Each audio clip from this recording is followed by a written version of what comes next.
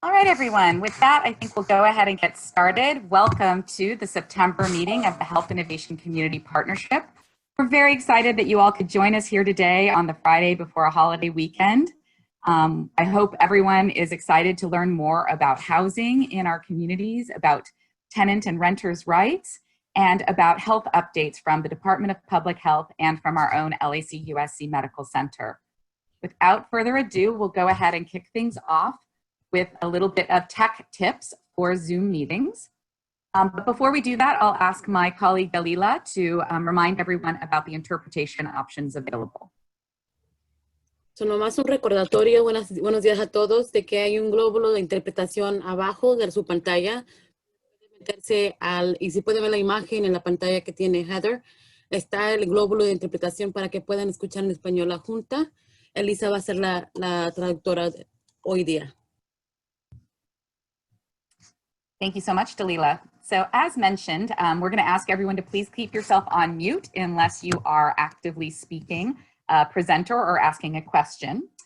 You'll notice on the bottom of your screen, as with all Zoom calls, there are tools that enable you to mute yourself, to turn your video camera on and off, to see the participants in the meeting room with us, to add comments to the chat, or to join the interpretation and translation room. And that interpretation goes both ways. So if the conversation is in English and you would like it in Spanish, click on the interpretation button. If the conversation is in Spanish and you would like it in English, you can click on the button as well. Oopsie, a little too quickly. So I think we've kind of covered a lot of this. So the 2 slides in 1 is what you got from me this time. If you want to ask a question, you can raise your hand as well, put something in the chat, or we will have various stages for questions throughout the entire meeting, and we'll ask you at those times to ask your questions of the presenters directly. Let's overview our agenda today. We'll kick off with our welcome, our meeting overview and guiding principles. We will then move to a presentation on tenant protections, followed by a presentation on housing development and supportive housing, a COVID update from the Los Angeles County Department of Public Health, an update from our own LAC USC Medical Center. Then we have a brief voter registration update and an update on the Women and Children's Hospital ceremony. So before we begin, I'd like to review our HICP guiding principles. These were developed at the inception of the partnership back in 2017 to guide and support a collegial exchange and an equal partnership table for all participants. We agree that all participants will agree to basic principles prioritizing equity, community resilience, and health in all programs and projects. All participants agree to approach issues with an open mind, be willing to engage in dialogue, and commit to thinking boldly about solutions. Participants will state views and ask genuine questions. Participants will seek to avoid monologues and arguments, move to conversations where participants are curious and seek to understand various points of view. Participants will explain reasoning and intent, share how we reach our conclusions so that others can understand our divergent reasoning. Participants will attack the problem and not the person, organization, or institution. Participants will define key terms so that we can attain a shared understanding. Participants will share all relevant information. Participants will always arrive prepared for the meeting. During meetings, only one person speaks at a time. We will not engage in sidebar conversations. Participants will work to develop a comprehensive, common set of information with which to solve problems and make decisions. Participants will jointly design next steps. One quick announcement before we move into our meeting. We have a new work group under Health Innovation Community Partnership. It is known as the CASHI work group. CASHI is part of the California Accountable Communities for Health, and that working group is meeting Wednesdays at 4 p.m. to design solutions for our community to build protective factors and resiliency for families with young children. It's part of our overall mission for the Health Innovation Community Partnership to design a healthy village for the next generation. If you are interested in joining, we encourage you to put your email in the chat or to contact Juliana at the Wellness Center, Juliana V at thewellnesscenterla.org, and she'll connect you to the project. With that, I'd like to invite Elena Pop to go ahead and kick us off on a presentation on tenants' rights. Welcome, Elena.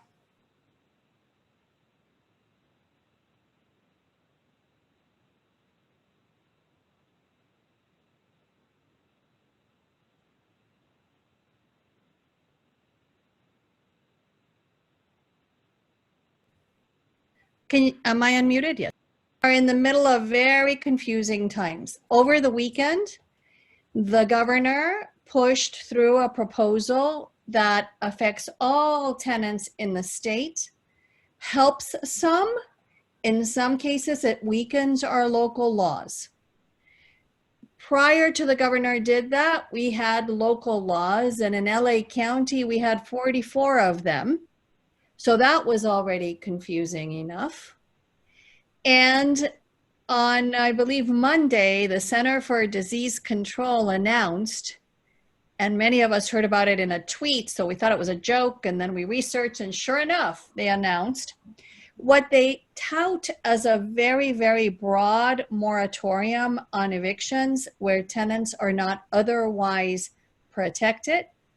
They also tout it as a floor, meaning you can kind of cherry pick. If there's a protection that's stronger in the CDC, you can use that one.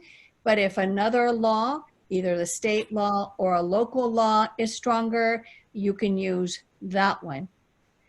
And Mike Feuer came out with Mike Feuer, who is the city council, who is the city attorney in Los Angeles, came out with an interpretation of this whole mess for LA County residents that says that all of the LA protections are still in place, even though the governor has said that with regard to repayment of rent, the state law is what dominates.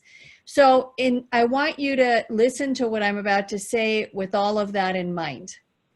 And I want you to understand that at the end of this presentation, you're probably going to be as confused as the 300 lawyers that tried to get on a call to work this out, I believe 2 days ago, or maybe it was yesterday, the days all mushed together. No, it was 2 days ago.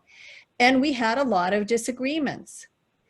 And it kind of reminds me of two things. Every time I switch hairdressers, the hairdresser tells me that the one that did my hair before did it all wrong. And every time I get sick, I go to my curandera who tells me one thing, and then I go to my Western medical doctor who tells me something else. So good professionals can have different opinions.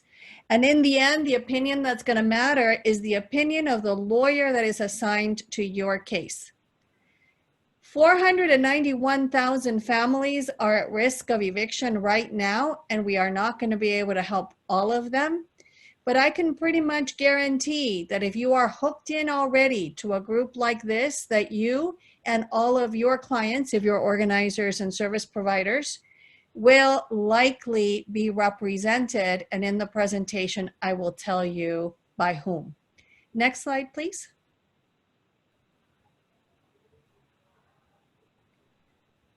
So what I'm supposed to cover today is AB 3088. In the presentation, I will call it the governor's proposal, the LA County protections, and the LA City protections. The LA County protections provide any tenant in unincorporated LA County, in a part of the county that doesn't have its own law. It also recently became a floor. So if that law is weaker, if a local law is weaker, then the county law applies. There's going to be a lot of interpretation because what often happens in these laws, this part's weaker, but this part's stronger. So there's a bit of interpretation that's going to have to happen there. It also applies to any tenant in a commercial tenancy or in a mobile home tenancy that doesn't have a protection for them. So basically the LA County law protects anyone that has no protection or a weaker protection that lives in the county of Los Angeles. The LA City law protects tenants in the city of Los Angeles except as preempted by the state law. And the same thing with the LA County law. There's portions, there is straight up preemption language, meaning state law erases anything in a local law that has to do with this. And so we have to figure out what exactly that means. And when I get to those laws, I will explain to you what Mike Feuer, the city attorney in Los Angeles, thinks it means. Next slide, please. So theoretically, evictions could have started yesterday when Rule 1 lifted. But in fact, the governor's proposal sort of forces landlords to wait until at least March 1st. And the CDC proposal is in place till the end of the year. The CDC proposal, in my opinion, applies to non-payment of rent cases, also no fault cases, tenants being evicted, they didn't do anything wrong, but the landlord wants to demolish, or the landlord wants to move in a resident manager. That applies to those, and it applies to no cause cases, tenants who are not covered by any other rent stabilization law. But the governor's proposal also protects tenants who are not covered by the statewide Tenant Protection Act, which was passed last year, and which is a weak rent control law. Weak because it allows pretty big rent increases, and weak because it has a lot of exceptions and ways to get out of rent control. But the governor's proposal sealed those loopholes temporarily from now until February 1st. And the governor's proposal also expanded those protections to single-family homes, to condominiums, to all units until February 1st, 2021. Next.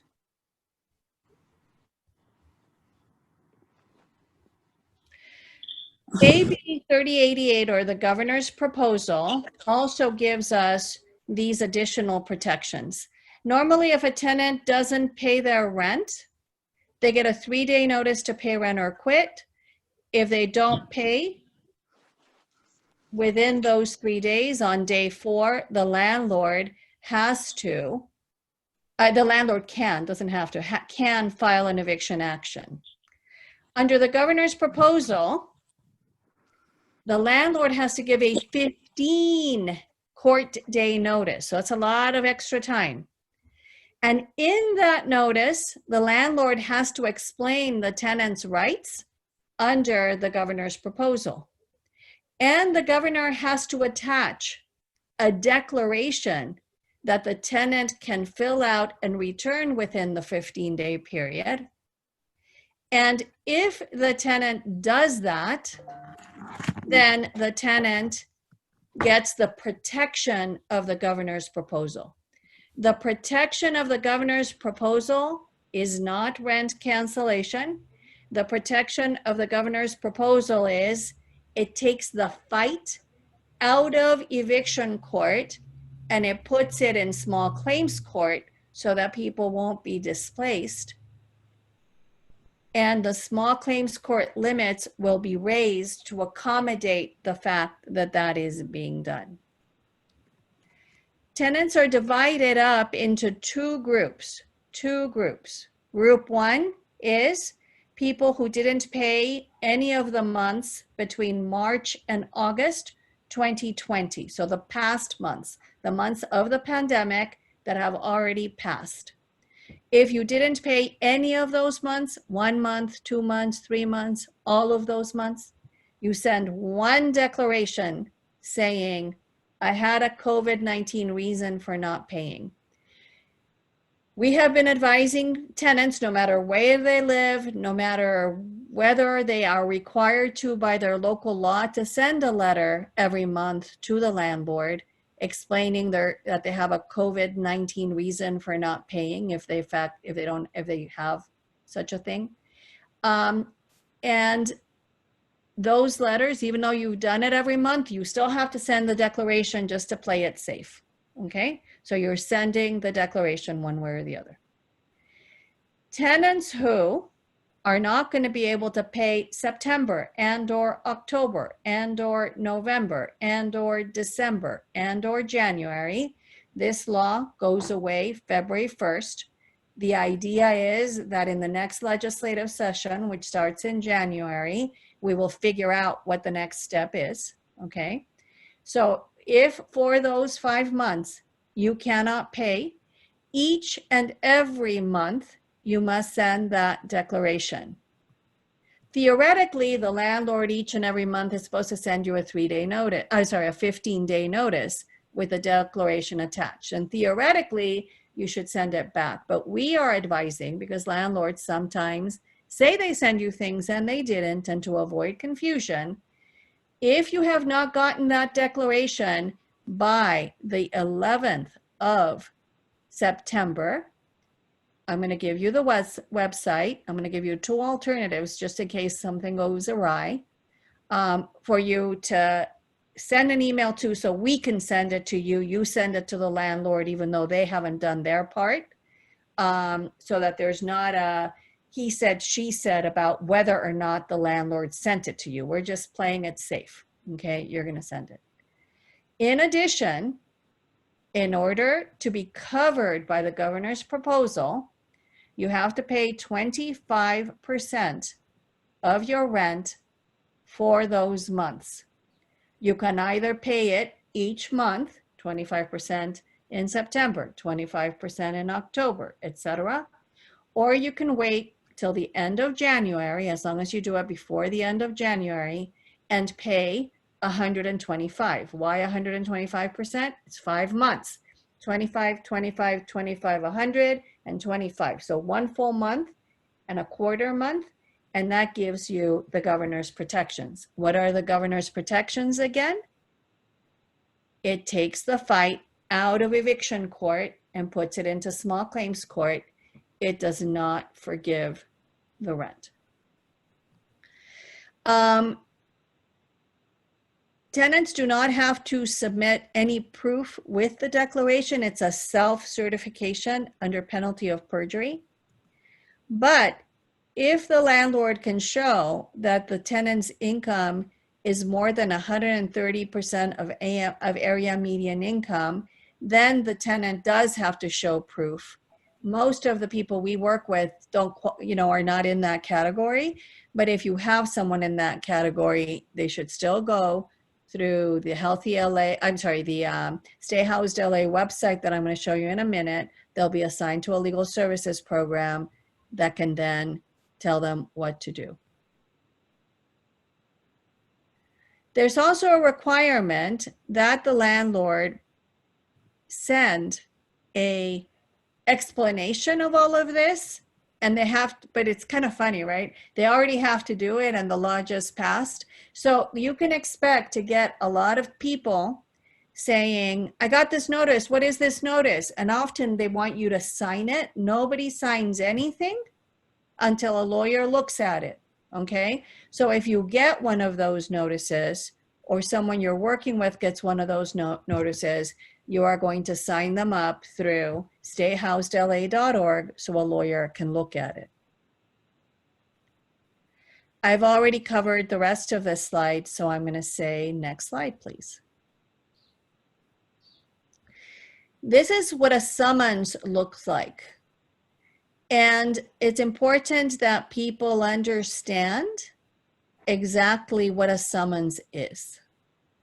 And so I'm going to take a moment to explain this slide, which is a little bit dense, but instead of trying to read it, because I'm sure the slides can be made available to you, focus on what I am saying, okay?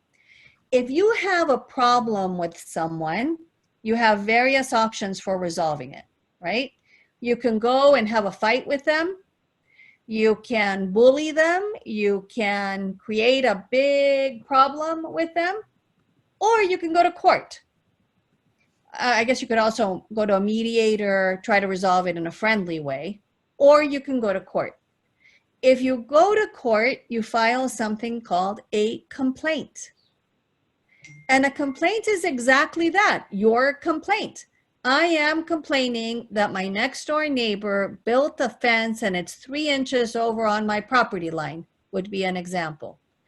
I am complaining that I bought a toaster oven and it didn't work and they won't give me a reimbursement. Landlord is complaining that a tenant did not pay their rent.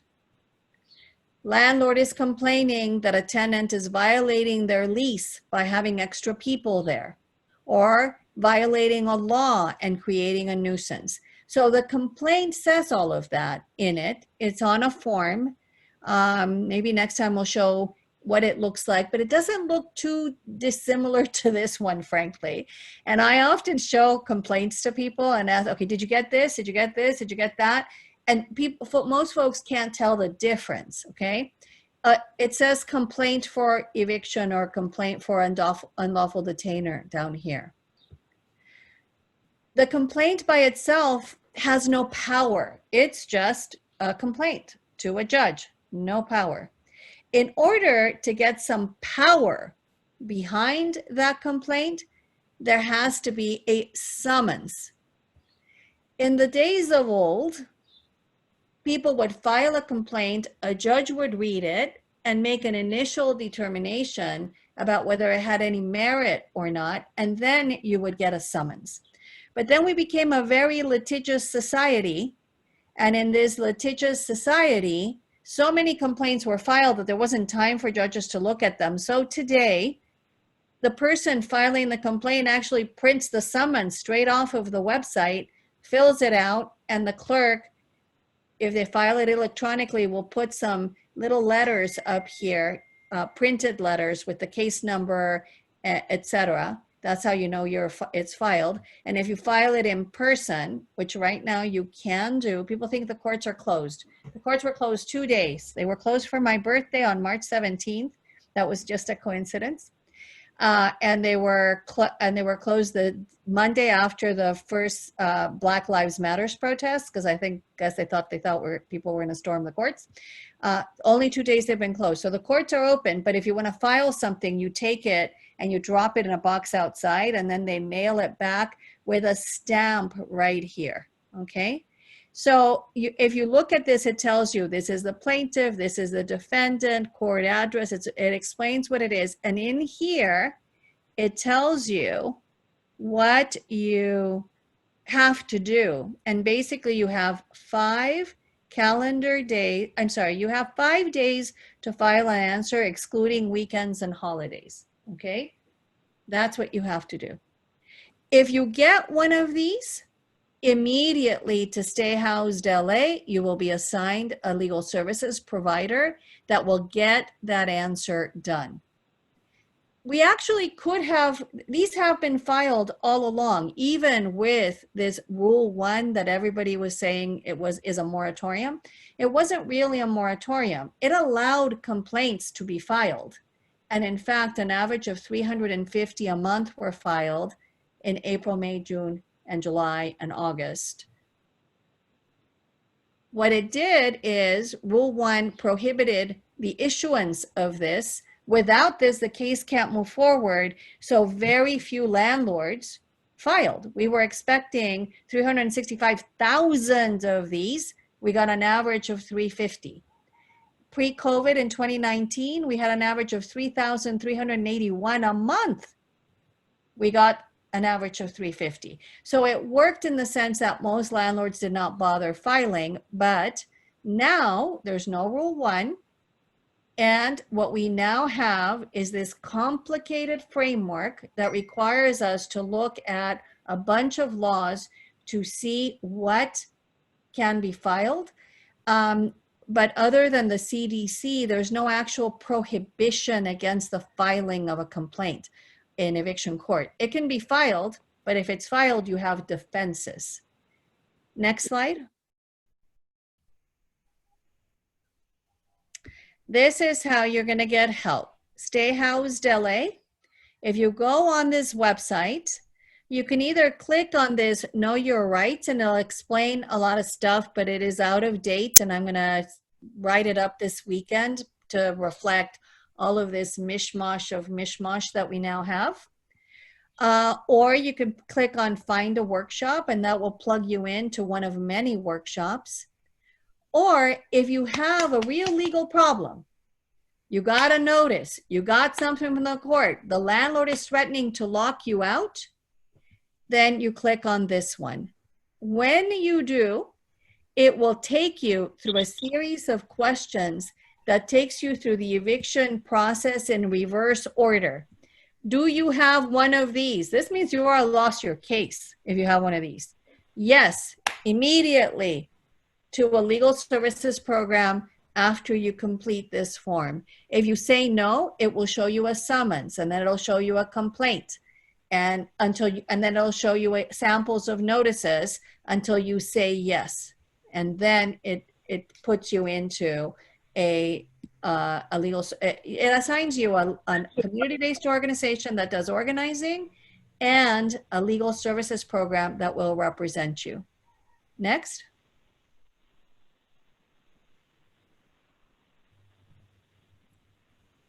Okay, this is a reminder about immigration status under a state law that was passed, I believe, 2 years ago.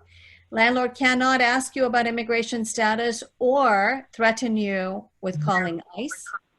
And if that is happening, you can go on Stay Housed LA, report that, and we will refer you to a lawyer that might be interested in filing a lawsuit on your behalf. Next.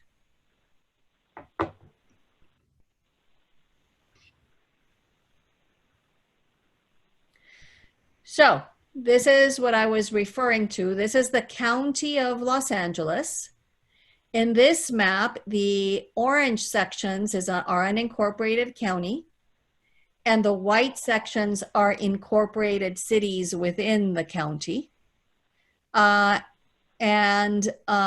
This jurisdiction has laws that protect you from failure to pay rent. It creates a lawsuit can be filed, but it creates a defense to the eviction.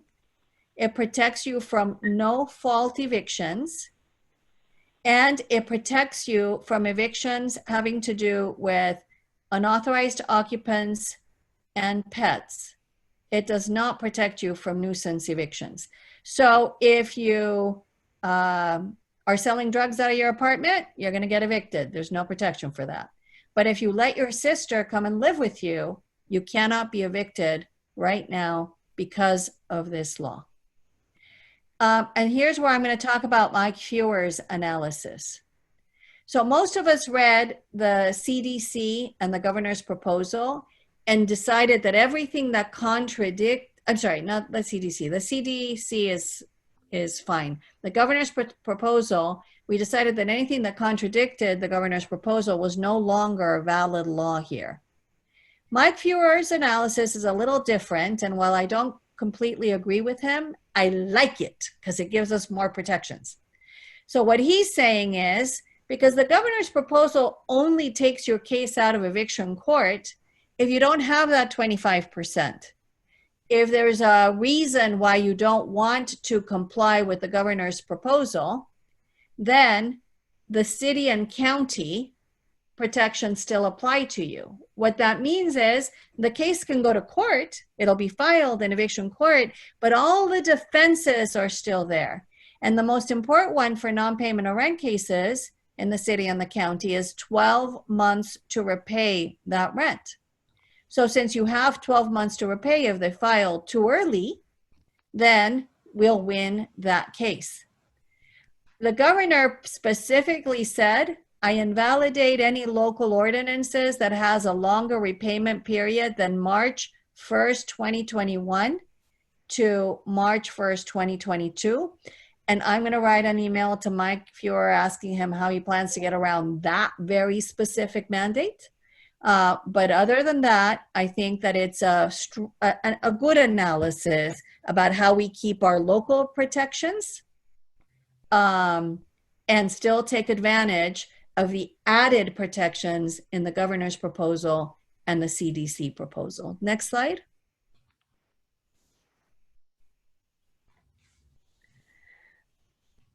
So this is a summary. So there's some protections for residential and commercial evictions. Tenants have 12 months to repay the rent.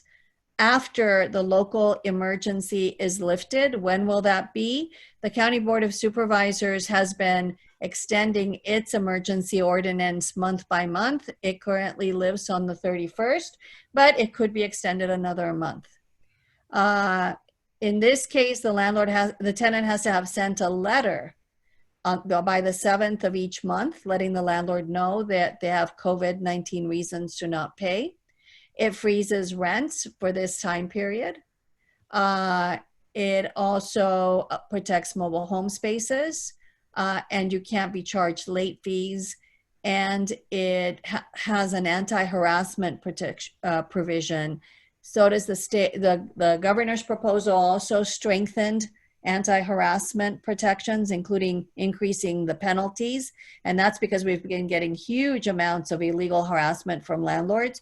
And so we're hoping that will discourage harassment. Next.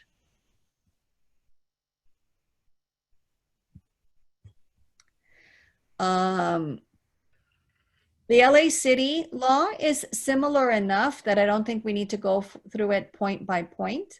It has the 12-month protections. It does prohibit surcharges. It also has a rent freeze for rent control properties. And it has the protection against being evicted for unauthorized occupants and unauthorized pets. Next. Here we could have 44 more slides, okay? Or actually 42 more slides, because there are 42 other laws. And so we'd be here all day and then you'd leave more confused than you are now. So that's why we're not doing that. The first thing you need to ask someone when you are helping them is, what city do you live in? Now we know what potential body laws protect. We do not have a blanket eviction moratorium. We have never had a blanket eviction moratorium. I want us to have a hashtag get a dictionary. Our elected officials all need a dictionary, and then we do it, right? We forget. These are emergency tenant protection measures. The closest thing to a moratorium was Judicial Council's Rule 1, which allowed evictions, but then because of no summons, it was kind of acted like a moratorium. And the CDC's is also a moratorium against non-payment evictions, against evictions without a reason, and against evictions that are no fault. Now, here's another point where smart lawyers are disagreeing with each other. The National Housing Law Project thinks that in order to qualify for the no fault, no cause, you also have to be in default of your rent. That makes no sense to me whatsoever. And most lawyers in Los Angeles agree with me, and we're the ones that are going to be representing you. So it's our opinion that counts. So we think that at least until the end of the year, tenants in the country, all over the country, are safe from eviction for non-payment of rent, no fault, meaning move in a resident manager, demolish, take it out of the rental housing market, and no cause, when they're trying to evict you for no reason at all because you have no rent control. We do want to continue a campaign on the governor saying hashtag no evictions, hashtag cancel rent. And the way that I've been describing this is I'm actually at time, I think. We started at 45. Do you all want me to stop or should I keep going? Elena, I think we want to hear questions. Okay. But the campaign is so important. Thank you, okay, Elena. So this is the Stay Housed LA campaign. It is a collaboration of the Right to Counsel Coalition, the county, and Liberty Hill.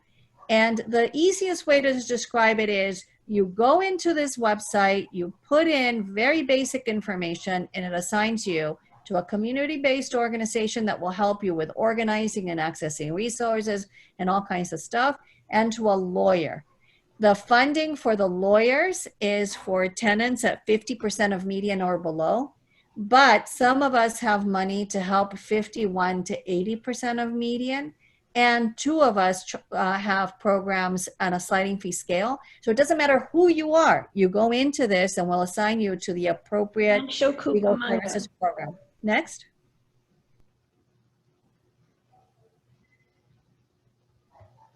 These are the organizations involved. Next.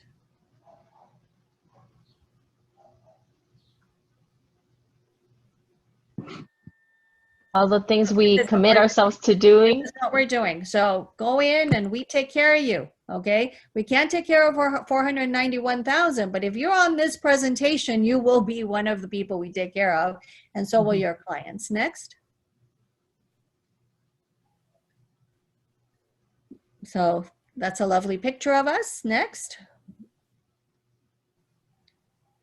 This is an interesting statistic. Tenants who go to court alone lose, and most tenants go to court alone. So we need to make sure that your clients and people you work with are get into this system so that they are not going to court alone. Next. Just in case they needed a refresher, Elena. Okay, so let's not do the refresher. Let's go to questions. Next. So contact information. Next. I think that's the end. There we go. I think we're done. So questions off the chat, or how are we doing questions? Yes, we do have some questions off of the chat. I will get started with that. Elena, does the governor order also cover public housing and Section 8 tenants?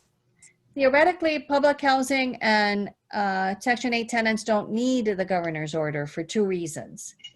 First, they're covered by the CARES Act, which has now expired, but the requirement of a 30-day notice is still there. So people can't get evicted on a 10-day notice right now to pay rent or quit.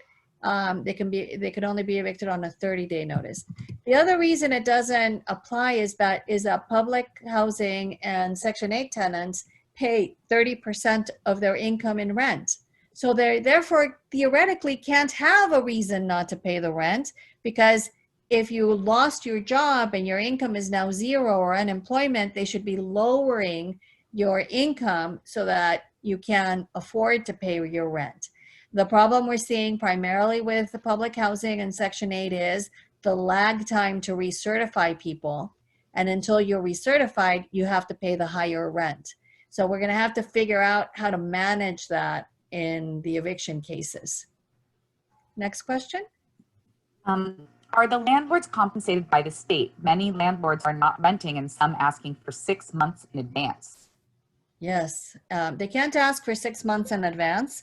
That's illegal because it's an illegal security deposit.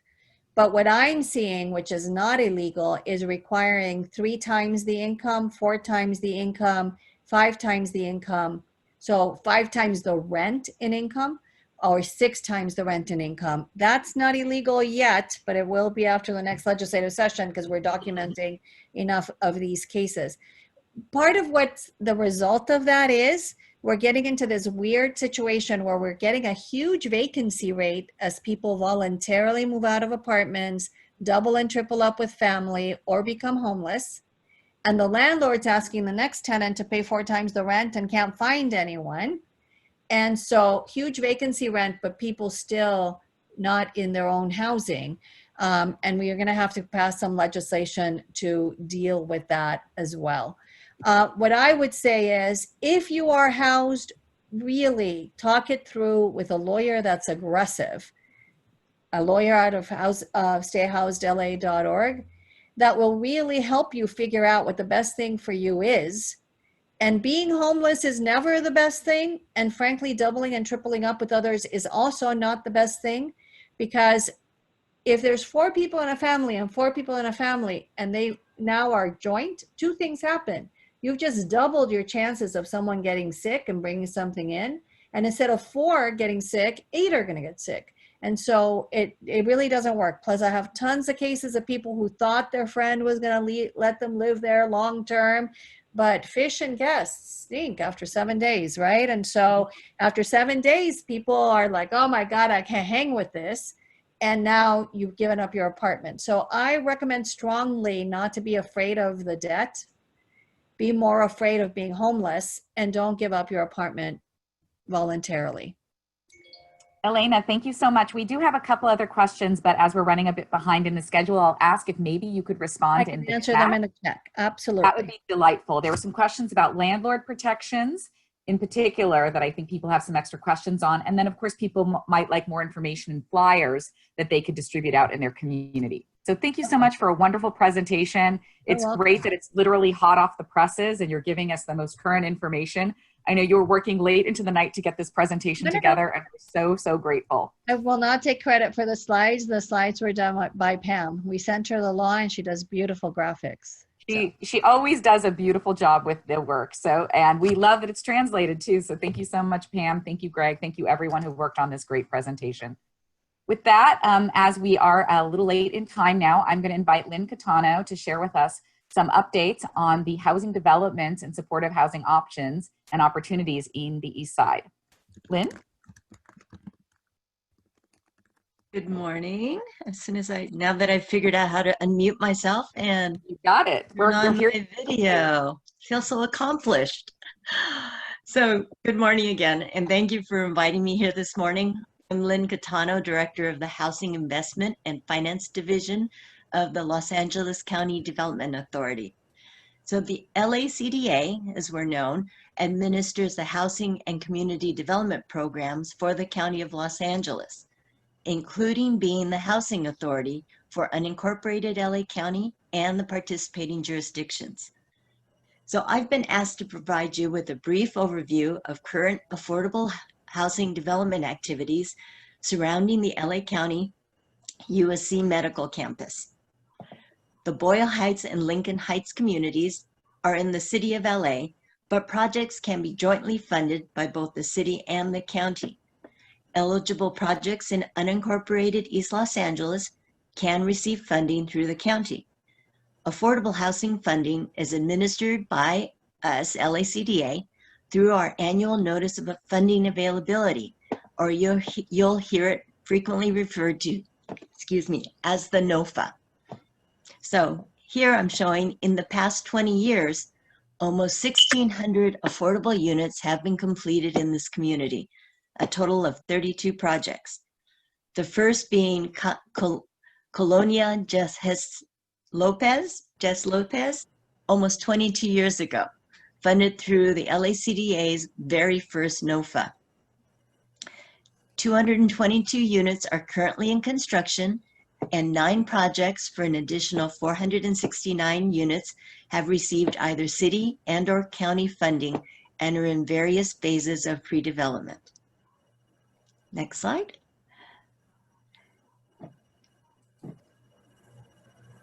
So this map provides a quick snapshots of the locations of the various projects and the geographic distribution in the 3 communities. The circles identify the number of units in each project. Next slide. These are the 7 projects that are currently in pre-development. So Lorena Plaza, Los Lirios Apartments, Chavez and Fickett, La Veranda, La Guadalupe, the Brine Residential, and projects funded only by the county is 3rd and Dangler in East LA. La Veranda and the Brine Residential receive funding from both our agencies. 4 projects are currently in construction, so you may have noticed them, as you're going around your community. The newest project, Whittier Place Apartments, just started construction. And we're very excited to see the completion of El Nuevo Amancer, located at 1st and Rowan, which is very near to completion, anticipated in November of this year. So, a few points on lease-up. So once completed, the lease-up of permanent supportive housing projects is handled through the coordinated entry system through LASA, which manages clients and identifies units based on the acuity level and the service needs of the individuals. General affordable units are managed by the developer, but they are required to be listed on the LA County Housing Resource Center website. We are currently compiling more detailed information for you regarding these projects, including target populations, unit mix, and income restrictions, and I'll provide it to Heather for distribution to the group once it's available. Next. So I've also been asked to provide a brief overview of the proposed housing to be developed in conjunction with the LA County Health Agency's Restorative Care Village at the LA County USC Medical Campus. The LACDA is assisting the county with the development of permanent supportive housing as part of the continuum envisioned at the Restorative Care Village. I'm sure this group knows more about the actual Restorative Care Village components than I do, because I'm sure you've lived it for quite a while. But the village is going to incorporate a recuperative care center to provide immediate placement for people being discharged from an inpatient hospital setting who lack a supportive place to live. It's also going to contain a residential treatment program, providing a short-term alternative to hospitalization to address mental health needs. So the site is located to the north of the Medical Center campus at the intersection of Mission Road and Zonal Ave, and what we are affectionately calling the Triangle Site. We haven't been very creative yet, but we'll work on that. Next slide. So currently, the Child Development Consortium operates a child care center on the site. Oops, I think we missed one. I'm so sorry, Lynn. It looks like it didn't resolve when I turned it into a PDF. Oh, okay. I'm so sorry. I'm like, I don't know what the blank slide is. My apologies. That's okay. Sorry, it was probably my fault. Yeah. So currently, the child care center is still operating on the site.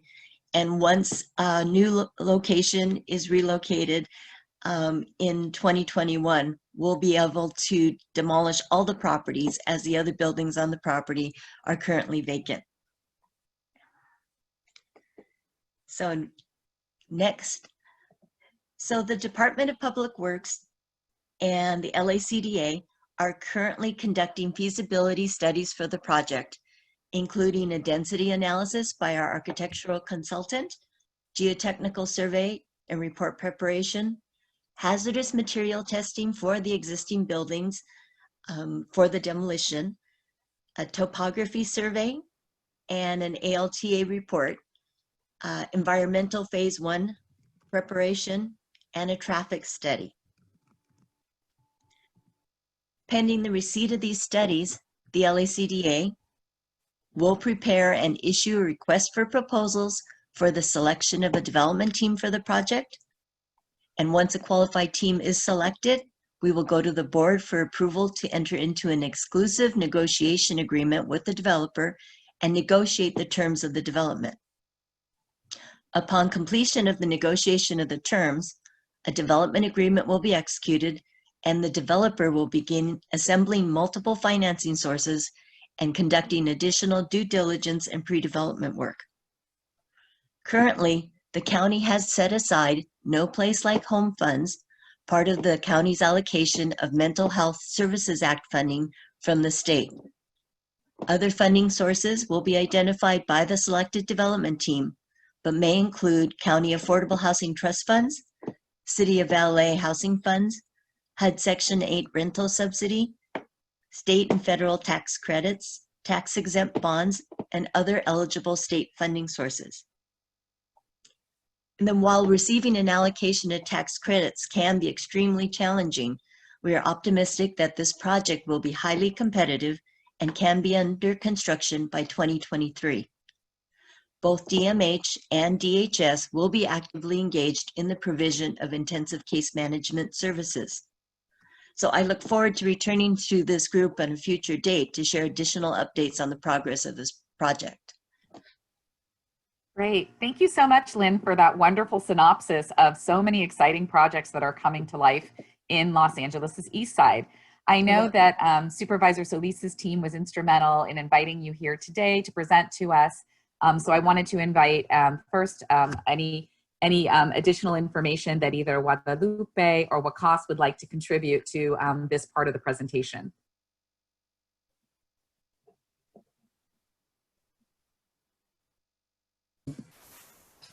Good morning, everyone. Heather, thanks a lot. And Lynn, thank you so very much. Nothing more from my end. Great presentation. Thank you for all your work. Great. Thank you, Wakas. With that, I'll go ahead and open us up to some Q&A. Do people have questions that they'd like to follow up with Lynn on in terms of the projects that are in construction, under development, and moving ahead?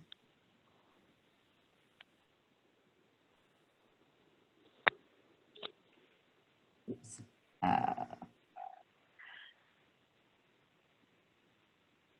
Feels like, Lynn, we still have a lot of conversation happening about the tenant protections. I don't know that everyone's totally shifted No gears to problem. new Yeah, projects.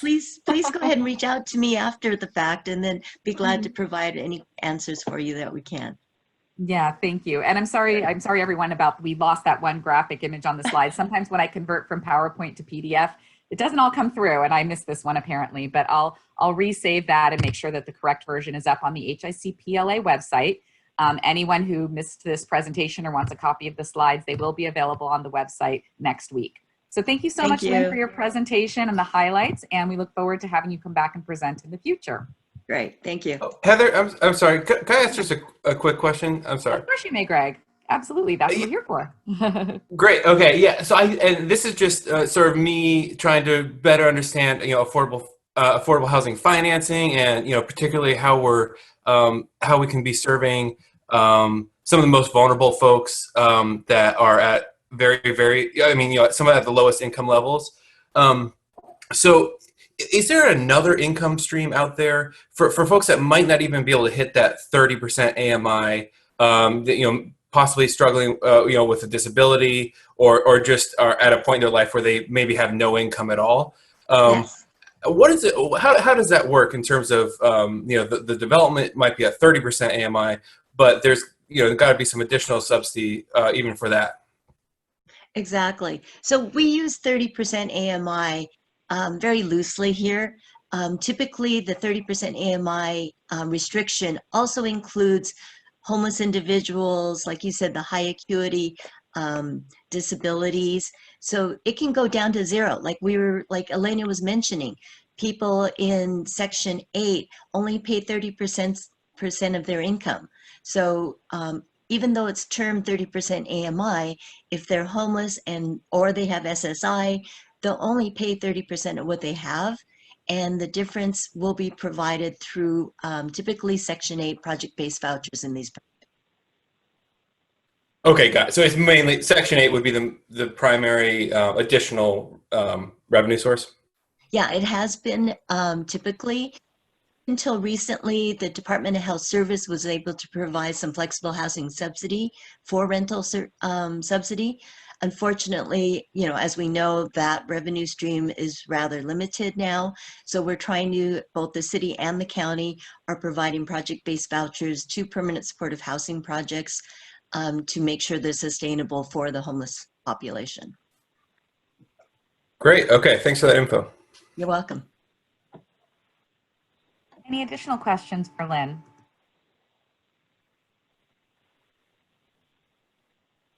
Yes, there's a question in the chat. What if the person is on the waiting list for Section 8?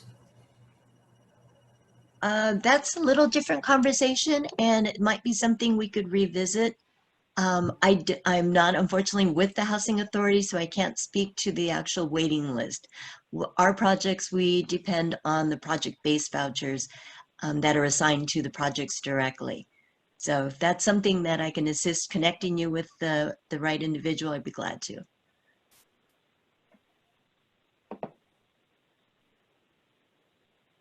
Okay. Listen, Elena, Lynn, so I am getting a lot of complaints about the brine and how people are being relocated. Okay. Can we reach out to each other so that we can figure out how to address, because there's a rising local community movement against it that is not NIMBY. It's protect existing tenants. So I'd like to know more about the project and and connect you with those folks so that we can figure out how to resolve that. Absolutely. Yeah, I think, Heather, can you provide Elena my contact information? I certainly will. I will connect the two of you via email. Great. Thanks. Looking forward to it, Elena. Thank you. Great. Well, thank you so much. We've had a lot of interesting dialogue in the chat. We have a raised hand also from Brenda Martinez. Brenda, would you like to ask your question?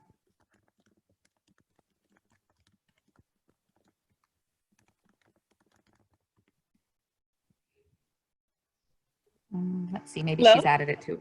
Hi, Brenda, we can hear you now. We can hear you. Hi, this is Vita Gashkai. I don't know why it says Brenda Martinez, even though she's my we work together a lot. So anyways, I have a question. We need the development, but at the same time, we need to be aware that Boyle Heights is already highly impacted, and we don't have enough parking. We don't have enough resources. We created a group called First Blocks of Whittier, Organized Blocks of Boyle Heights, to address the situation we have with trash cans overflowing. We don't have street sweeping on our major streets. The conditions are filthy and unsanitary. And we want to help our homeless neighbors attain housing and mental health services and drug treatment services. But we're also concerned about luxury apartments moving in. I know you guys are talking about affordable ones, and we support affordable ones, but we've been made aware that it's open to a lottery that anybody in the state could access, which seems fair. But when you're already dealing with a highly densely overly impacted community, to be the brunt of the housing, which it would be good if it was going to house the homeless that we have this crisis that we're dealing with daily. We have fires that are being started all the time. We have these problems, and I'm not bringing it to you to just on and on about a problem. On Tuesday, she had to do it again. I'm sorry, what? Sorry, that was someone else. Please continue. Oh, okay. Yeah, so I'm just bringing these problems to light because they need solutions, and bringing more housing, which we do need, and we need affordable housing. We welcome affordable housing, but it's just the concern that we're going to bring in more people from other areas, and we're not going to even deal with our own crisis that we have amongst ourselves. So we need to somehow solve that as well, and get those city departments to help us with to do their jobs, because we're already impacted so greatly with the overflowing trash cans. We don't even have daily trash can maintenance. Our communal trash cans, the big black ones on the street that are for everyone, they are constantly overflowing. And then you'll have workers who will dump them and then leave all the trash that is all at the base of the trash cans. We don't have street sweeping. We have property owners that don't maintain their properties. We have a lot of problems. And then parking is a whole nother issue. And then, building these apartments with not enough parking is just going to exacerbate the situation. So somehow there needs to be focus on that aspect of it, the quality of life. Okay, we bring people in, we're building the housing, which is needed, but are we going to give housing to our own local population? And how do we create conditions that are going to be livable for everybody, that's safe and healthy? Because in the almost 15 years I've lived here, it's been a disaster, and my kids are growing up in a trashy neighborhood. So Veda, it sounds like there's a couple there. You've raised several very important issues that impact quality of life for residents of Boyle Heights. Lynn, I'll ask you about the parking situation in these affordable housing complexes. I feel like that's something that fits within the area of your expertise. And Veda, I think perhaps related to sanitation, we've actually had presentations in the past from the other county departments that would address that particular issue, and maybe it's time to bring them back for a presentation specifically on that point. That'd be awesome. Okay, but Lynn, what about the parking situation for these affordable housing complexes? How is that being considered? Absolutely. So parking requirements are established by the Department of Regional Planning. And depending on, there's been some variances allowed for, like homeless housing Typically, homeless individuals don't have as many cars as a general affordable, or definitely not as many as a luxury apartment. So there are some reductions that are allowed with the project. But, and I know if you're from the Boyle Heights community, I know you've been working closely with Huacas and Guadalupe, especially most recently on the Third and Dangler project. They've been very engaged in making sure the voices of the community are heard, issues like parking are addressed properly, and we are very considerate of those concerns. Now, this property, the Triangle site, is owned and will be developed in conjunction with our department and the county. So we'll be very conscientious about making sure there's adequate parking. One other thing about this specific site is the major streets that surround it. There isn't going to be a lot of opportunity for people to be parking on the streets and in adjacent communities. That won't be something that's going to be very conducive. So we do want to make sure that adequate parking is available on site, and that will be a consideration both in our initial feasibility analysis to determine the number of units that we can fit, and it'll be a condition of the developer when they hire their own architect to actually develop the property. So it is something we're very sensitive to. Thank you, Lynn. Appreciate that. And I think with that, unfortunately, we'll have to, not unfortunately, but thank you so much for your time today. Thank you for the gift of your expertise and just guidance on this issue. But I do think we have to move pretty quickly on to our next presenters to make sure that we make it through the rest of our presentations today. So Lynn, I'll connect you to Elena, and if there are any follow-on questions for Lynn, please go ahead and put them in the chat and we'll try to get those responded to. And Veda, we will follow up with the county on some additional presentations that meet some of the other issues that you raised. With that, I will move ahead in our thank you, Lynn. We'll move ahead in our presentation to invite Tiffany Romo from the Department of Public Health to give us an update on the COVID-19 update, according to my slide, from the Department of Public Health. We also have here a poll that we're putting forward about the information that was just shared about tenant protections and housing, just to kind of gauge your interest in how well the presentation went for you today. So please respond to the poll. And with that, I'll invite Tiffany to kick it off on COVID-19 update. Good morning. I hope you guys are all doing well. I feel like it's been a long time that I've been in this space getting to speak to you. I've been, lingering from the sidelines and joining when I can, but I'm happy to be back in this space again with you guys. So I am going to give you a brief update of, COVID, kind of some new announcements that came out both locally and statewide, as well as kind of where, HICP partners can kind of fit in and help kind of support, outreach and engagement of our community partners, especially our most vulnerable and highly impacted communities, and where maybe we could have some partnership on that. With that said, we'll move along. So the most current update, so this is just some data points I'm going to run through very quickly. As of yesterday, September 3rd, you know that the county, the DPH on our website, we actually provide a whole plethora of data surrounding COVID, and it is updated daily. So these are numbers that come out daily, usually around midday. So as of yesterday, we had a total of 1,193 new cases. That kind of puts our total cases reported throughout the pandemic at 244,999 cases. Testing wise, we're doing really well with testing. We've tested well over 2 million people. Our positivity rate, so our 7-day daily average is 4.8%. This is actually a very important metric, which I'm going to get into a little bit later, but our current average right now is 4.8%.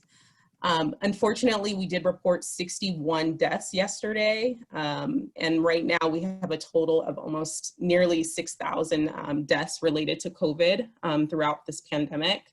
And then our current hospitalizations are currently at 1,062, which is actually really good. So as you can see, our numbers are actually moving in the right direction. We're trending downwards, which is great and what we want to see.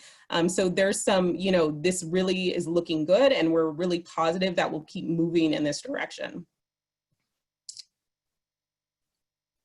Thanks, Heather. Heather's controlling my slides.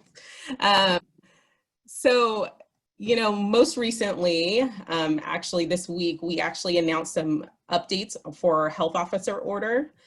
So effective September 2nd, we actually revised our health officer order to allow barbershops and hair salons to reopen indoor operations at a modified capacity. So they're only allowed to open up at 25% capacity. And they still need to abide by all the DPH protocols that were provided to them. And then also too, they are still allowed to remain outdoors and with unlimited capacity. So as long as they get set up in a kind of sanitary way outdoors, they still could, you know, run outdoor operations as well. But this is new. And I know there's been a lot of, you know, need and request around barbershops and hair salons. So we're excited to announce, you know, this opening, as well as really kind of keep an eye on kind of how, you know, barbershops and hair salons will be implementing this 25% capacity guidance. Additionally, starting September 14th, sorry, go back one more, Heather. I'm still, Oh, sorry, yes, I'm trying. It's okay, I'll keep going. Additionally, starting September 14th, schools K through 12 may start to offer in-school services for very small cohorts of students. And this is a max capacity of 12 students plus 2 supervising adults or teachers. And this is really to serve our most highly need communities and our students with really high needs. So this would include students with IEPs, English learners, or students needing, you know, in-school assessments or specialized in-school services such as like speech therapy, occupational therapy. So these are the students that are actually getting a lot of extra services, you know, through the school. And so we're going to be starting to open up this. The schools may start to offer this. Just so you guys are aware, DPH actually writes the protocols around K through 12 to ensure, you know, safety and precautions, and to make sure that people have, you know, infection management plan in place. But it's really up to the schools to decide when and how they're going to start to reopen their schools based on these guidance. Okay, sorry, next slide, thank you. Additionally, again, it's been a very busy couple weeks. I think it was last Friday, the state of California announced their blueprint for a safer economy. And so what this does is that it actually, they actually rolled out and then launched a new tiered framework, and as a way to really get people to understand kind of how we're moving and why we're reopening and when we're reopening. And so this tiered framework includes criteria for loosening and tightening restrictions on activities throughout the state. Every county in California is assigned a tier based on their test positivity and adjusted case rate metrics. And those metrics are looked at from the previous 3 weeks. So it's very nuanced, and, you know, they're really looking at, you know, our positivity rate as well as these case rates to determine how counties fall throughout this tiers. And this includes, so as you can see on the slide, there's 4 levels. One is widespread, and you can see if you move to the right across the table, that's greater than 8%. And so it's considered widespread community transmission if it's greater than 8% positivity rate, and that our case rate is more than 7 daily new cases. And then it goes down from there. So substantial, moderate, and minimal. And each of these levels, each of these tiers is aligned with what businesses and industries can open and at what capacity they can reopen. You can move to the next one. And so for LA County, you know, again, we're trending in the right direction. And so for LA County, we're actually right now sitting across 2 tiers for those kind of metrics that the state is looking at. Unfortunately, our new cases per day is still substantially high. So our total, our 7-day average is 13.1 new cases per 100,000 people per day. And as I mentioned before, we have to be less than 7 daily new cases per day. However, our testing positivity rate actually moves us, you know, actually is within the tier below, kind of that substantial transmission risk level. And our 7-day average for, you know, testing positivity is 4.8%. And so we're meeting that, you know, substantial level of 5 to 8%. However, when you have metrics that cut across 2 different tiers, we are still placed in the most restrictive tier. So we really need to move our kind of new cases, our daily new cases, and our 7-day average of new cases. We need to really lower that to get to that less than 7 daily new cases in order to move the county into the next lower tier. Thank you. Okay. Okay. Sorry. Sorry. Sorry about that. No, it's okay. So this is actually what the state of California looks like. So as you can see, more than 80% of the state of California is in that widespread category, as well as you could see all our surrounding counties around LA are in that widespread category. So, you know, there's definitely more work to be done, and we need to continue trending the way we are and making sure that people are in compliance with the guidelines that come out through the state and through locally through, you know, our department. You know, in order to kind of move us into these tiers, counties must remain in a tier for at least 3 weeks before moving forward. So, you know, we're in this widespread. I mean, we can't really get any much worse. So we're kind of at this, you know, most highly risked tier. So we have to stay there for at least 3 weeks before moving forward. And in order to kind of move forward into the next tier, we have to keep on those metrics. So if we want to move into substantial, which is the next tier below us, our metrics have to be in that substantial category for at least 2 weeks in order to move on to the next tier, to actually officially for the state of California to move us to the next tier. And what happens is the state reviews the data weekly, and then the tiers are actually, each county's tier updated on Tuesdays.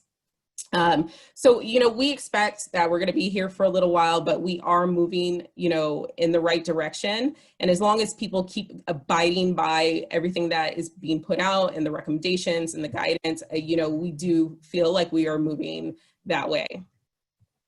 Next slide. Thank you. So that was all the data and the updates and everything, but really what I wanted to talk to you all about today was just how HICP partners can really help and partner with our department. You know, really it kind of falls into 2 buckets. One is around outreach, and then another is kind of around how are you partnering around messaging. You know, part of what I do in my division with community and field services includes a whole, you know, program around community liaisons and community engagement. Obviously, being in this pandemic, you know, we have very limited capacity to do the work we were initially doing prior to the pandemic, because we have now been reassigned into other activities daily, and to ensure and to move all the necessary response activities that are needed around COVID. And so right now we're really trying to reach out and partner with our community partners to figure out how they could help support us, and how we can leverage our relationships with our partners and your guys' relationships also too with your community, to ensure that the messaging is getting out and people have the information they need to protect themselves. And to really prevent this continued transmission of COVID within the community. If you could go on the next slide. So I just want to bring up this whole idea of quarantine fatigue. So part of this messaging, and again, going to this idea of partnership, is that, you know, we've been in this for a very long time, and this is impacting us, our communities, everyone in so many ways that were just so unexpected. And just the duration of, you know, this idea of quarantine is just exhausting for so many people in our community, for us, for the department as well. We are tired, but we are here to do what we have to do. And so, you know, this idea of quarantine fatigue out in the community is this thought like, you know, I've been just doing this for so long and now we're starting to open up. So I don't really need to wear a mask. I don't really need to keep my social distancing, you know, like all this stuff. People become a little bit complacent, and we really need to move past that and just really that, you know, these precautions, this mask wearing, the social distancing, the, you know, being aware of, you know, that you might be in a crowded space, you know, just distancing yourself in general is probably, and I know people say this all the time, is probably really going to be the new normal for a while. And so it just needs to become a part of our daily lives. And so we need to kind of continue to put this message out there. And this is where we would love, you know, to kind of leverage our relationships with the partners here at HICP, to really kind of continue this messaging and encourage people to continue to comply to these protocols. Can you go to the next slide? So like I mentioned, you know, we have a ton of messaging that's going out. You know, we're really trying to, you know, have people avoid gathering. And just as a reminder, all public and private gathering is still not allowed at this point. You know, we really want people, you know, to implement the 3 C's, which is around, you know, avoiding crowds and confined spaces and close contact with people outside their households. And, you know, just implement those normal day-to-day, like universal precautions around washing hands and all those stuff. And so again, people know this. It's not, you know, I think we're at this point where it's not that people don't know it, right? I think it's going back to this idea of we're exhausted, we're tired, we just want to be back to where life was before. And unfortunately, this is just not what it's going to be like for a very long time. And so we just need to start encouraging people to start to implementing these protocols as part of their new day-to-day activities. And so this is where we would love, like we have a ton of messaging. If you could go to the next slide, Heather. The county actually has launched a new COVID community social media toolkit. I think I've shared with you the county's toolkit before, but they launched a new one, which is on the county website. And so we would love for our partners, for you to kind of start sharing this stuff. And I'm sure a lot of you are already sharing this on social media, but having it be part of your regular messaging and reminders. Again, you know, this toolkit is out there. You know, there's a link here, and Heather said she will share the slides, so you'll have access to that. It's available in multiple languages. There's videos, there's graphics, there's all this stuff, because we know that our communities have various needs and they learn in multiple ways. And so all this stuff is available, and we're hoping that you could leverage your kind of presence on social media. You could leverage your relationships with your community to share this messaging and encourage them to abide by these. You know, part of the challenge, especially I think within kind of the LAC-USC medical center and the surrounding communities, is we are seeing high rates of COVID within these communities. You know, our communities of colors, our, you know, lower income communities are highly, highly impacted. And so we really need to kind of make sure everyone's getting the message. I mean, I've been working with community groups that have been doing, you know, on the ground, you know, outreach, which is amazing. And again, we're here to support. So we're working to train them up, give them messaging, you know, because the department at this time has limited capacity. These are all things that we used to do. I used to have a ton of staff that would go out and, you know, flyer places and talk to people, you know, in the streets and all that stuff. And unfortunately, we just don't have the capacity to do that work anymore. And so we're trying to leverage our relationships with partners that are currently already having kind of direct access to individuals in the community to make sure that this message is getting out there. Next slide. Again, this is just about, you know, making sure that people have the information they need. You know, a lot of what we're seeing is work site outbreaks. As people return to work or even are currently in work, we're seeing a lot more outbreaks. And we want to make sure that people are reporting on time, and that also employees know that their employer should be reporting when there's outbreaks. And so even if we see, if there's spaces, we've had a number of times when employees would actually call to report cases that we hadn't heard about from employers. And so, we want this message out there. It's not secret. We want both employers and employees to know that there's a clear process about reporting, because workers' health and their protections are very important. And so we just want to make sure this is out there. The next one. Again, this again leads to just kind of how, you could kind of help us get this word out. Contract tracing is definitely one of the major tools we have to kind of isolate people and ensure to limit community spread. It is a bit controversial, especially for kind of highly impacted communities that may be undocumented or working under the table or all these things, and so they're a little bit fearful of sharing information about their, their work or, anybody they've been in contact with, their family and friends, and it's very understandable, and we completely understand. But at the same time, this is, one of the biggest tools we have to, stop the spread and hopefully save some lives. And so we really want people to understand that, their information is not going to be shared. It's only used for this purpose of really kind of protecting the health of the community. And so, we're trying to ramp up our efforts around making sure that all community members recognize the importance of this. And so we would love for you guys, to share that. And again, there's a whole section. We have a ton of social media, a ton of, messaging around contact tracing, as well as a video that shows what it is and what's going to happen.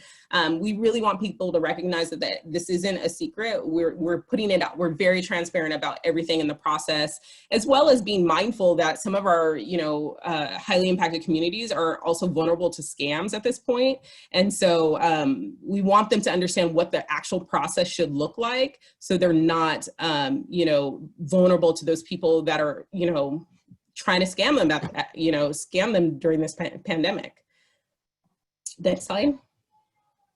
And this is really just to say that, we have been doing a lot of work on trying to ramp this up, especially because the uptake specifically actually around this area and kind of Northeast area, East LA area, around contact tracing and, people completing interviews is pretty low. So, we've operationalized a contact tracing incentive program to really thank people for their time and effort, spending with us, because the interview does take about an hour. We have some capacity to support isolation and quarantine housing, because we do recognize that some of, our community members don't have the space or the capacity within their homes to actually properly isolate or quarantine. And so, we work with them, and that's part of this process. By connecting with our contact tracers, we'll also understand what the needs are, and we'll try to link people and kind of fill those needs. So that's important too. And then we also kind of, if you move to the next slide, Heather, launched a COVID-19 info case line.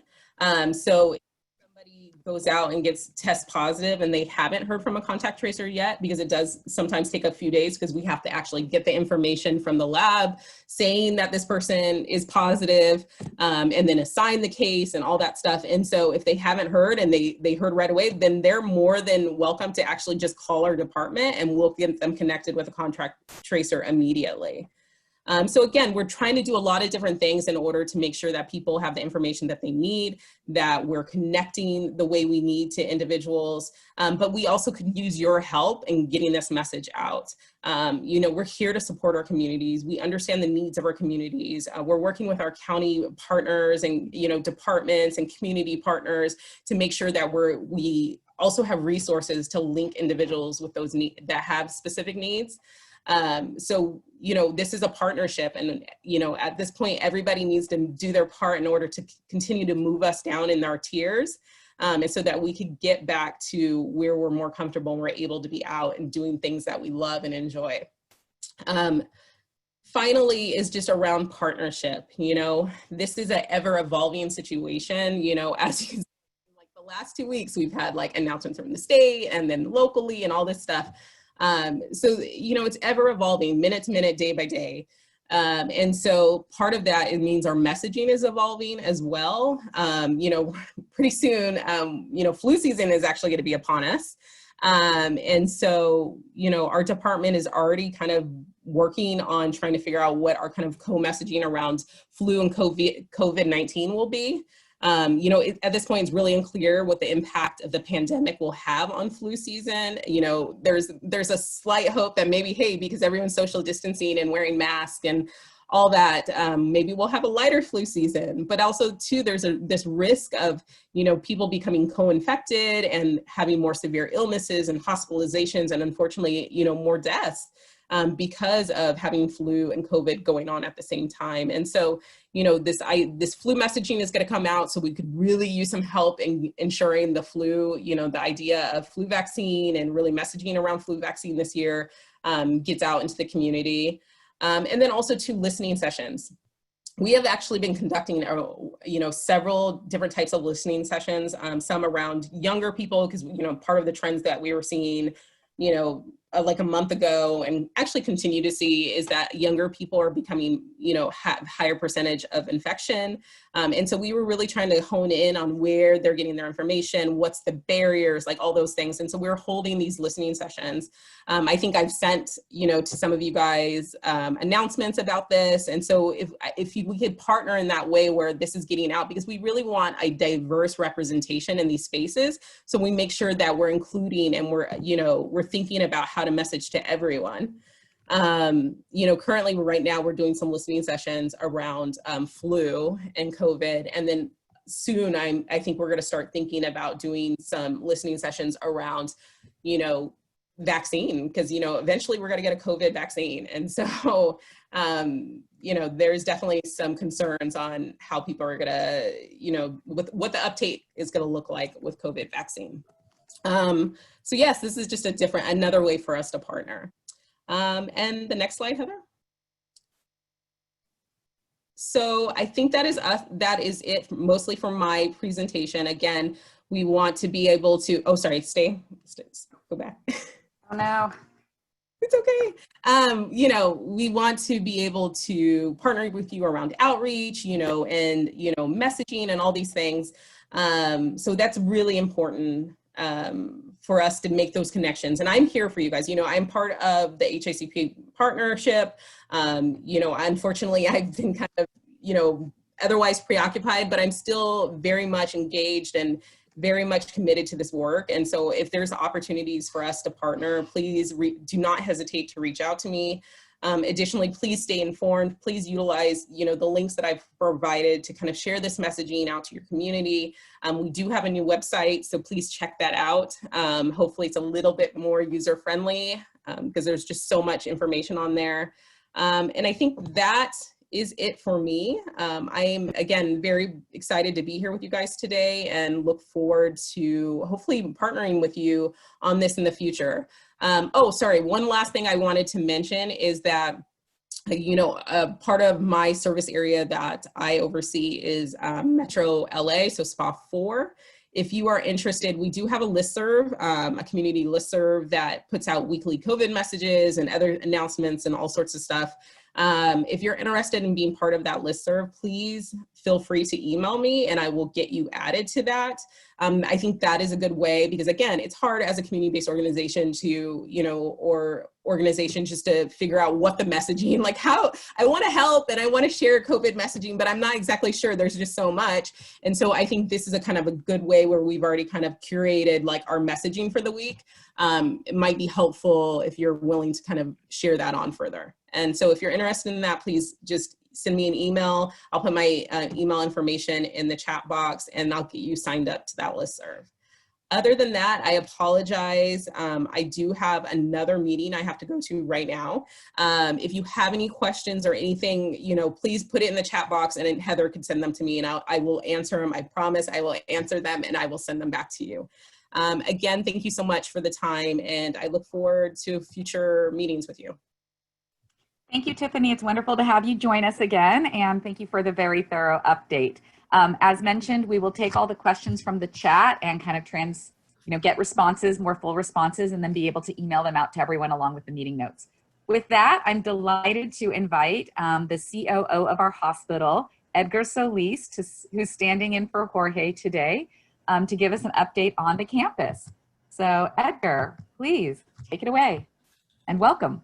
Thank you. Good morning. I'm happy to be here. Jorge, unfortunately, couldn't make it today, but he does send his regards to all of you. And we understand that the partnership with the community is very important for our medical center, and your feedback and your support is greatly appreciated because it helps us improve. I hope you are well and your loved ones are well as well. We are currently seeing the same thing that the county is seeing in terms of the decrease in the COVID numbers. This morning, we have 40 COVID positive patients in-house, 16 of which are in the ICU, and 8 of them are on ventilators, so that mechanical ventilation that to helps them breathe. Most of the patients now are in the medical surgical area, which is a step down from the ICU, where early in the pandemic, we were seeing the majority of patients go directly to the ICU because of the severity of their illness. But that has since shifted in the last 2 months into where we're now seeing more of a medical surgical, lower severity type of illness. However, as it was mentioned earlier about fatigue, our nurses, our staff, they are fatigued, they are tired, but it's just amazing the work that they do because they remain resilient. They know that they have a responsibility to the community and our patients, and they're willing to go that extra mile and step in and provide those services that is much needed in our community. And also our patients, I know, are very appreciative of the work that they continue to do. So yes, it's hard work, and we're setting into that fatigue. So that respite now in the lull of cases is helping very much. And I don't know if you may or may have known, or this was an update in the last meeting, but we had some Department of Defense personnel, some healthcare workers were deployed by the Air Force here at our facility to help us with the surge that we saw 2 months ago. At our peak 2 months ago, we saw about 110 COVID positive patients, which was the historical peak that we've seen during this whole pandemic. Early on, when we started seeing an increase in admissions of COVID positive patients, we peaked about 60. That was in mid-April, but then around July, we started to see a resurgence of cases and an increase, and we did see about 110 at peak. So it's been a steady decrease, and we obviously welcome that because it's good for the community that we have less sick people due to COVID. But nonetheless, our staff remain committed. The help from the Department of Defense and Air Force was much needed. It really boosted our staff's morale as well. We had several nurses, physicians, ICU support staff, and respiratory care practitioners deployed here. Their last day was last Friday. But like I said, since we have a lull in the cases, I think it was good timing. Because of the decrease in cases and our staff being able to go back to their home departments that were initially deployed to help out in the ICUs, we are now looking to reopen and re-expand our outpatient services to ensure that our community have access to those services. So we've developed a task force to ensure that we're expanding our services, and we're allowing our patients to come back in As you know, there were a lot of restrictions placed early on to decrease the number of people here on the medical center, just as the public health representative indicated, to avoid crowding and to ensure physical distancing. But given those restrictions, we've identified ways that we can continue to provide those services while maintaining everyone's safety. We've deployed a lot of signage. For example, in our elevators, we have marked them with the max occupancy, which is about 4. That's to restrict the overcrowding in the elevators. We've put some, as you see in some stores, the dots wait here to ensure that everybody's maintaining a 6-foot distance. And we're also rolling out a system where once they check in for the services, we can send them a text when they're up next in line so they can come in to receive that services. So we have many things to ensure our patient safety as we think about building this new, better normal for our community to provide those services. Another thing we've done is we've also initiated a drive-through or drive-up services area. If you're familiar with campus and the historic General Hospital building, we've set up that State Street. We closed it off to the public, and we provided drive-up services where we can provide COVID-19 testing for patients that are undergoing a procedure or a surgery. This way we know ahead of time if they're positive or negative prior to going to their procedure. We're also deploying a vaccine campaign to provide vaccines to pediatric patients. And also sometimes patients need to see a nurse for several things or a follow-up from a physician appointment. That's also being provided at a drive-up services. All with ensuring that, again, we're maintaining the safety precautions to ensure that we are doing our part to prevent transmission in our areas as well. But yeah, we've adapted to the guidelines. Like I said, our staff from all levels, from nurses to physicians to respiratory care practitioners, admitting folks, and even EVS workers have adapted to the guidelines and really have risen to the challenge of meeting the services and the needs for our patients. In terms of our supply, we're doing well with our supply. We have plenty of masks.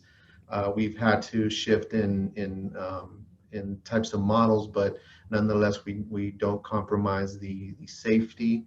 All of these PPE that we do purchase meet the requirements set by local Department of Health up to CDC requirements. Our environmental controls in terms of, we've also converted a lot of our areas in order to meet the demand of the patients. In July, we've converted some of our areas to negative pressure, which helps increase the circulation of the air to reduce the possibility of any air transmission by being in a space for too long or in a crowded area. So that's pretty much the update for how we're doing in terms of our COVID response. A lot of this has been through training, ensuring that our staff are adequately trained and based on the evolving and the dynamic regulations and guidelines placed by the CDC and the Department of Public Health. Our campus does provide testing services. Specifically, we initiated the testing for employees that were symptomatic. For example, if they were symptomatic, having any of the symptoms, they made an appointment through our employee health services, and we would provide testing services to those folks. Like I mentioned before, our testing capabilities, we've started with the pre-op and pre-procedural testing. During the initial stages of the pandemic, we'd had to reduce the number of procedures and surgeries that we did only to the most urgent needs and emergent needs we would provide. So going back to those patients that were waiting for a surgery, we're now looking at those lists and providing the pre-op and pre-procedural testing. This way we know when they're coming in where there's their COVID-19 status. We're also starting testing for symptomatic patients. They do have to sign up and make an appointment for that testing, and that's something that is also provided either through a walk-up service or a drive-up service.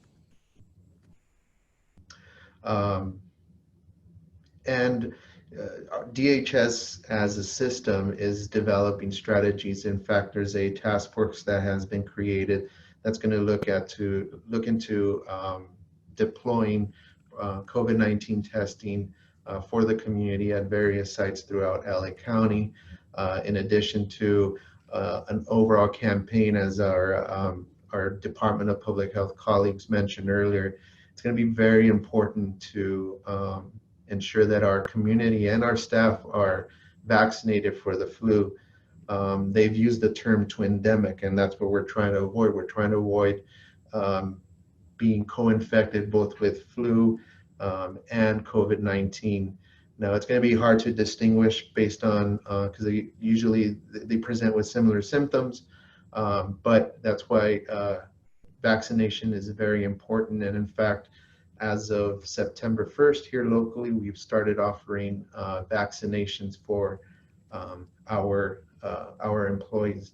And so we're trying to get high compliance in our vaccination campaign for our employees and also for our patients that are admitted, that they are provided the vaccine through different encounters, whether it's an outpatient encounter, even an ER visit, which typically that wasn't done prior years.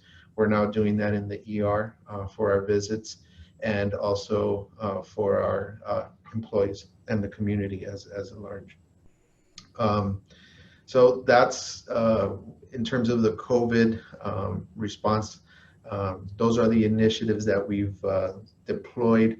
We're happy that the community the community positivity rate is actually going down, and that helps us as well. But you know, as our Chief Medical Officer, Brad Spalberg, has said, this is the time to really start planning and tighten your battle helmets for what's coming ahead. Typically, when we see a flu season, we see an increase in admissions. We're hoping that because of the widespread use of masks, that we'll have a mild flu season. However, here in the hospital, we're starting to prepare today for that eventuality come the winter months. So it's great to see the teamwork from all of our staff and the support from the community. I know that I don't know if you've seen, but we've been featured on a lot of the news channels through our CMO, our physician, our nursing team, and you can see the dedication that our staff have to our community. So we're very grateful to them for continuing to remain resilient and adapt to the guidelines and the new normal, as they say, in providing this care. One of the other things that we're going to have on campus as well is respecting all the COVID-19 guidelines. We're going to have a mobile voting center unit that's going to be deployed in our outside our courtyard in our medical center. That's going to be open to staff that are on campus. We're working with them and through Rosa and our PIO, Connie Castro, to develop the best practice by ensuring that we're complying to the COVID-19 requirements, and also being able to provide that service here on campus. So that's something that we're excited to do. We did this back in March prior to COVID, and it was very successful and well received. So we're planning on doing that to ensure that folks have access to voting as well. And I think, yeah, and that's a campaign that we'll be starting this September, I believe, at late September into October. I'm sorry, voting is in November 2nd, so late October into early November. Some more information to come on that. And that's how we're doing at the medical center. Take any questions if there are any? Yes, we have a question. What will be visitor policies for those hospitalized going forward? This I'm coming sorry? from a community. Can you- What will be visitor policies for those hospitalized moving forward? Yeah, this is something that I know is very important to the community. I know that the population that we serve is very family oriented and focused, and we want to afford for that in the safest way we can. Initially, we restricted visitation to only certain criteria and for a very limited amount of time. Given the decrease and the lull in the COVID cases that we have, not only in the community, but also in-house, we've relaxed that requirement to allow for more visitors. At this point, a patient can have 2 visitors for a limited amount of time spaced throughout the day. And we ask that if there's more than 1 visitor that would like to visit the patient, we ask the family to select 2 representatives of the family. This way we can also restrict the crowding that we have in the clinical areas. Now, this is not just for the patients, but really for the safety of the visitors. So there's no risk of exposure. We do ask the screening questions before they come in. Any of the symptoms, have they been positive in the past? We ask that they use hand sanitizer and sanitize their hands before entering. And of course, it's a mandatory requirement that they be masked. So the policy will be updated this week, going into next week, to allow for more visitation. Perfect. Edgar, I know you are really on the verge of having to leave us. So we had one last question about when is it most effective to get the flu shot, now or wait like until October? Yeah, the recommendation, and I'll defer to our public health folks, but the recommendation is if the vaccine is available and you are able to meet the criteria to take it, the sooner you take it, the better. This way it decreases the risk of transmission further down into the flu vaccine. I know a lot of healthcare workers have already lined up here in the hospital and have received the vaccine. So the sooner you receive the vaccine, it's better for not only you, your family, but also the community. Great. Well, thank you so much for that wonderful update, Edgar. It's great to get the opportunity to hear from another voice at the medical center. Of course, we always enjoy Jorge every time, but it's nice to mix it up a little bit. So thank you again for your time. Thank you for sticking with us despite some scheduling confusion. We really, really appreciate your time with us today. No worries. Thank you, everyone. All right. So with that, we will pivot back to our screen and we'll go ahead and move a little bit further into our presentation. We have a couple quick updates before we wrap up in the next 15 minutes or so. We have a quick update from Rosa Soto on voter registration. Hi, everyone. So great to see the great turnout today, and thank you for the incredible topics today and the areas of high concern for our community. Good to hear that our numbers are going down in terms of COVID. I've also heard on the news that the social distancing is helping, and I think that's amazing. Really excited about that.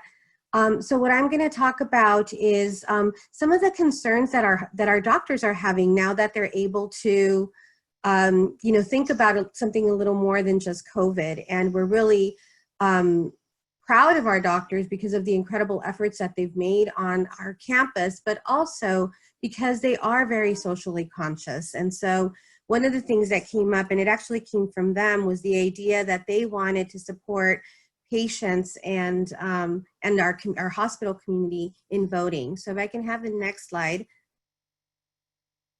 They have come up with a campaign. So they've connected to, it's actually a national campaign called Vote ER. And it sort of spells out voter, as you can see here. And it's a wonderful opportunity to train all of our clinicians and our doctors to be able to ask a question of, you know, are you going to vote in this election? Are you registered to vote? How can we help you turn in your ballot? So they're going to create these badge backers that you can see here. They're like little lanyards and discharge handouts. So every patient will get one as well. They'll also have these cell phone backgrounds, which kind of goes in the back of your cell phone. And it'll be able to, you know, to just be visible and ensure that people know that one way to ensure good health care is to participate in our system, participate in voting. So really proud of them for that. It's also being, so it's part of a campaign here at LAC-USC, as well as an organization called Docs for POC. Here on campus. So we're really, really excited about the incredible efforts that they're doing. They're also, as Edgar mentioned, going to be working with the LA Register Recorder's Office. You all remember we received a presentation in February, and the VSAP program is going to help us have a mobile voting station here. And Edgar was saying sometime at the end of October, so the slot is October 24th through November 2nd. And so at that time, there'll be a mobile voting station here on campus, and that will help ensure that people who need to vote can come and drop off their ballot here. We're not encouraging people who aren't and have to come here just to drop off their ballot. It's more for those that are actually working on campus or in the immediate vicinity that, you know, can't leave work early enough or are going to have to go to a different site, and you know, and that might create a problem that there be a mobile site here. So we appreciate that there's doctors that are really thinking about this and excited to be able to collaborate with our community on these important issues. If I can have, is there another slide for me? Yep, there sure is. And I'm sure you guys can see my co-presenter somewhere around me. So yes, we are all multitasking here. There's also going to be these incredible register to vote, you know, signs, really kind of the physicians saying, you know, we support this, we believe in this. And there'll be a way in which you can get involved in the national campaign and the local campaign on this work. So really excited about their efforts. And so if you see this, if you talk to some of the doctors, just, you know, let them know that if you're, you know, that you're part of HICP and that you appreciate them doing this work. And I think that's all I had in terms of the updates from my vantage point. I do have a co-presenter in Partner Community Updates that is going to help me give an update on the Women and Children's Hospital, and that is our chair of that subcommittee, Monica Alcaraz. Are you there? Very quickly, Rosa, before we pivot, I have a question from Ruby Rivera in the chat saying, how early will centers open? Do we know when this project will launch at LAC-USC? Well, voting centers will open, some of them are already, you know, you can start to send in your absentee ballot and things early.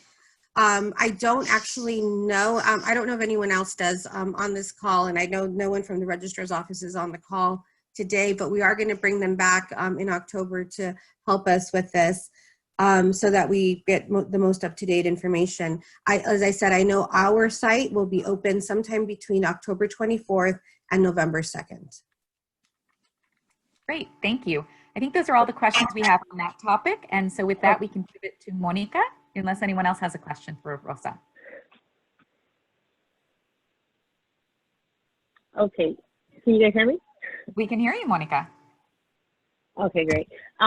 So I know that we were talking about at the last meeting that we're gonna look for a date in August, but we have set a date. It's gonna be October 1st that we're gonna have the ceremony again, where it's gonna be limited. We want a lot of people to see it. It is gonna be webcast, or how we'll figure it out, but we'll send all the details.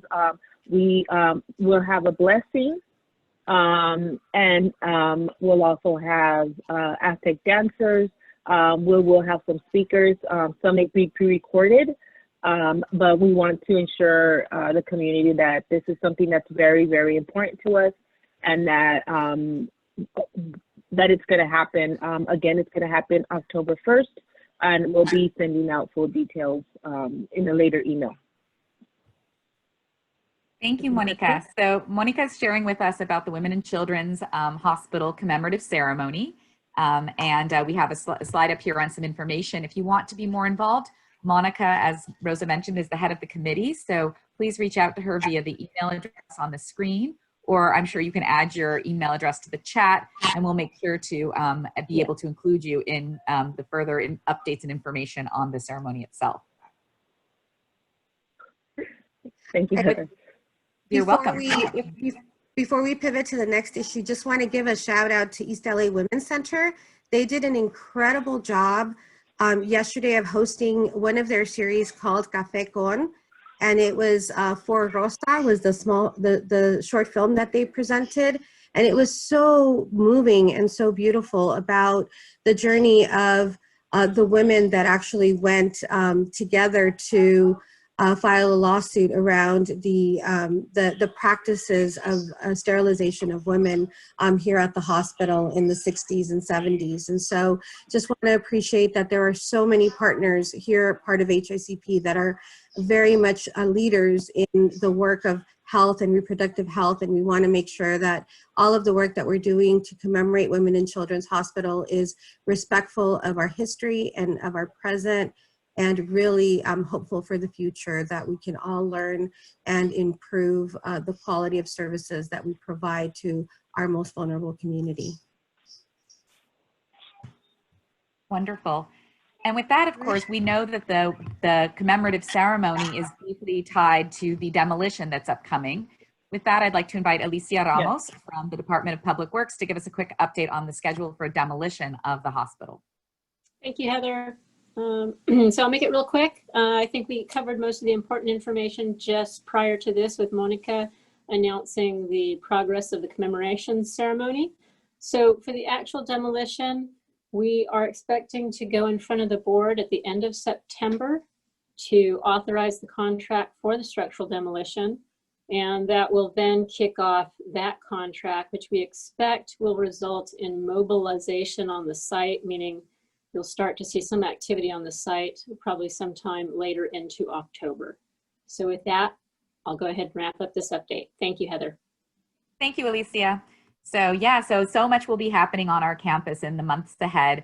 As we know right now, there's the testing on State Street that will continue for the foreseeable future. We've got the demolitions, which is scheduled for sometime in October, and then the commemorative ceremony, which is scheduled for October 1st. It will be captured via video so that it can be live streamed out to the community. And we look forward to sharing with you recorded testimonials and personal stories, as well as the blessing of the land by the Aztec dancers and the Tongva community. With that, we are done with our formal updates, but I would like to invite Ari Gutierrez to share a quick update verbally about the census, which is also in the chat, by the way. So you can read her update, but I'd also like to invite Ari to share it because it's just such a pressing issue and very timely. Yes, thank you. Can you see me and hear me? I can see you great. Okay, great. Because I am on my car phone. In my car. Anywho, yeah, the census is upon us. There's a lot of, I think, lack of knowledge. Unfortunately, we're working on everything's online, go online and submit. And so I think there's a lot of people who might need some extra help, not just to feel comfortable with the census, but also to do it. How do you do the phone? I went out canvassing and this was what I ran into, where people didn't know what number to call, what to expect, how to be prepared, and how to actually do it. Now, they might still have their form that came in the mail, and we want to encourage them to go ahead and fill that out and submit it. If they do not, they don't need to have that secret code. They just can have use their address. And just a reminder that it's based on who lived at that residence on April 1. And so part of the big push is that the deadline has been moved up from October to September 30th. So this is it. This is will inform the level of funding, public funding our communities get, and also official representation and the apportionment of districts and all that good stuff. So as Heather mentioned, there is a link that I just submitted that has social media and other informational tools that can be used with your organizations. If you could please do that and at least give a phone number, give the email address, or also they could contact Latino Equality Alliance and we can walk them through things and answer their questions. And I will put in our phone numbers and email for that as well. Thanks. Thank you so much, Adi. Yes, it's very time critical to get our census count numbers up. That plus the voter drive are two very important civic issues to make sure that the community is well represented in future decisions. So with that, I think we're really going to wrap up our meeting. And the last thing we're going to do is move to our final feedback poll. So thank you everyone for joining us today. Believe it or not, we've ended on time, which has not been true for the last several meetings. So I'm quite proud of us today for keeping the train running on schedule. It was such a wonderful update on tenant rights. And I know we didn't get to everyone's question, but I also saw a lot of typing, fast and furious typing happening in the chat. So we'll be sure to download the chat and kind of clean it for just the substantive updates and then send it out to everyone. We'll also be sending out the meeting notes, and then the presentation and agenda did go out this morning. Also, once again, you're always welcome to visit the HICP LA website. If you look at our resource library on that website, it has all the past meeting notes, minutes, presentations, and indeed the video recording of the webinars. So you're always welcome to go back and take a look at what's happened in the past, particularly if you were unable to join us for a particular meeting. So thank you again, everyone, for your time today. We're heading into an extremely warm 3-day weekend. So please take care of yourselves. Please take care of your friends and neighbors. Give a call to those that you might know who might be vulnerable. And I hope everyone has a restful weekend. And we look forward to seeing you back here on October 2nd. Thank you so much. Thank you.